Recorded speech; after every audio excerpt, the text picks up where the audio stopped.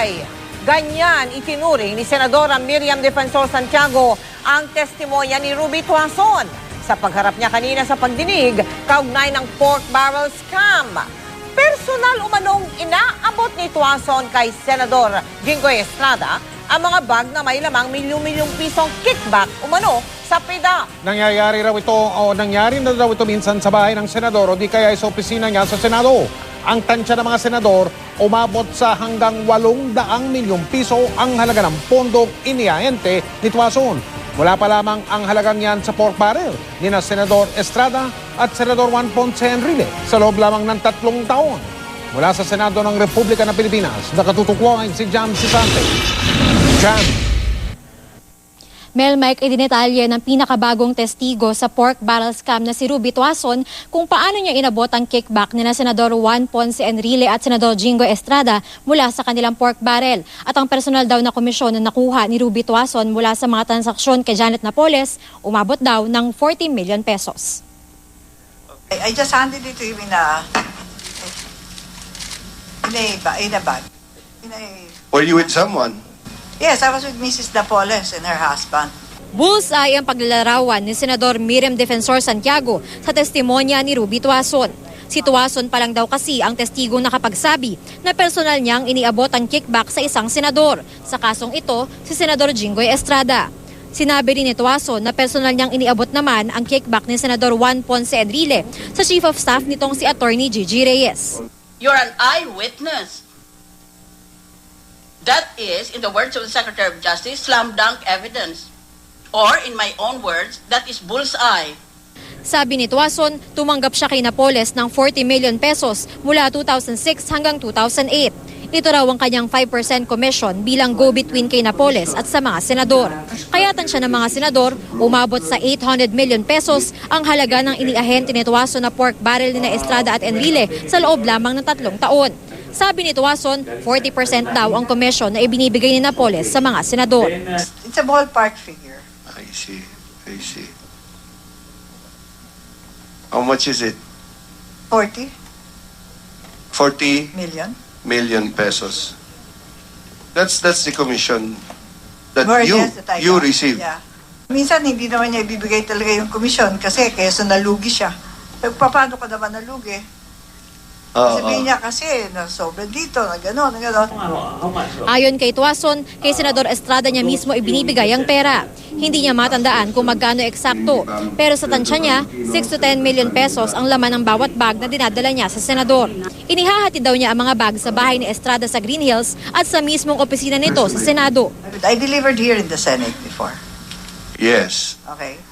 And Was it one occasion or several occasions? I did it like at least twice. Twice. Yeah. I used a hand carry one time.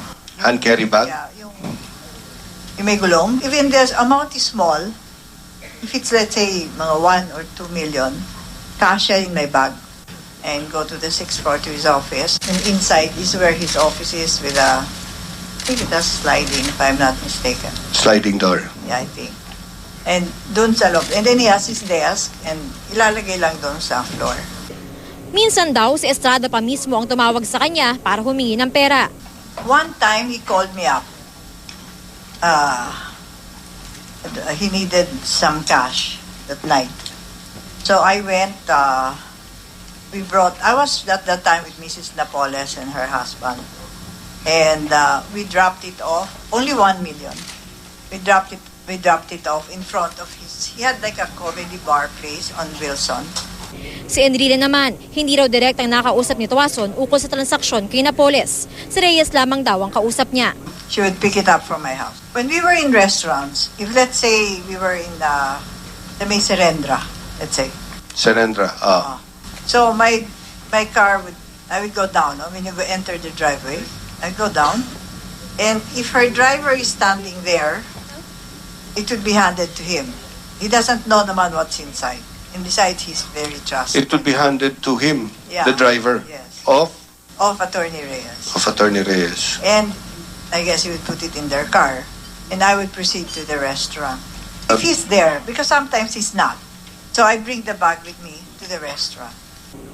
Hindi sigurado ni Tuason kung alam ni Enrile na nagbibigay siya ng kickback kay Reyes. Pero 2 beses daw dumaan si Enrile sa pulong nila ni Reyes. Do you believe alam ni Senator Enrile yung mga transaksyon na ginagawa ninyo with Attorney Gigi Reyes? Sa dami ho nito, siguro ho naman meron siyang inkling. But I can only presume. You presume na alam niya. Yes, sir. I know you know more than this. Okay? And I understand that there is some hesitation to tell all, but that's what we need. That's the public wants, and that's what everybody needs at this point. Sabihin niyo yung totoo lahat. I know may idea kayo about mga details na gano'n, but you have to focus. Giit ni Santiago, malabong hindi alam ni Enrile ang mga transaksyon nila ni Attorney Gigi Reyes. And according to your affidavit, paminsan-minsan sinusundo siya ni Senator Enrile. No? Or sometimes you would say for a coffee. Bakit niya sunduin ang chief of staff niya? Di ibig sabihin, asawa niya o kerida niya. Hindi ba? Eh bakit mo sunduin ang chief of staff mo? Ang chief of staff mo, utusan mo. Dati nang itinanggi ni Enrile na may personal silang relasyon ni Reyes. Ayon kay Tuason, tumigil din ang pagiging conduit niya nang magkakilala na sina Reyes at Napoles. Sinabi din ni Tuason na ang kanyang bahay ang nagsilbing pick-up point ng isang taga-Malacanang daw noong Administrasyong Arroyo ng kickback mula sa Malampaya Fund na inilagak sa mga NGO ni Napoles. Ang kapatid daw kasi ni Tuason ang nagkontak kay Attorney Jess Santos, dating abogado ni dating First Gentleman Mike Arroyo, na siyang nangolekta di umano ng komisyon. Nauna nang itinanggi ni Santos ang paratang ni Tuason. He would call, I presume Attorney Santos, he would call. And not long after, meron nang dadating doon para mag-pick up. Hindi naman ako umarap kasi hindi ko kilala at ayoko umarap sa mga lalaki na makausap niya. Baka mamaya, might not be safe or whatever. Hindi naman tumatagal sa amin yung pera. Mel Mike, papasabina daw ng Senate Blue Ribbon Committee si Attorney Jess Santos para dumalo ito sa susunod na pagdinig. Ipapatawag din daw ng komite ang aktor na si Matt Ranillo at ang CERC chairperson na Zenaida Ducot na kapwa daw nagsilbing ahente ni Janet Napoles. Ipapasabina din daw si Justa Tantoco dahil ayon kay Tuason ay inilagay dun sa bahay ni Tantoco yung daw komisyon para kay Senador Jingoy Estrada. Mel Mike. Maraming salamat, Jam Sisante.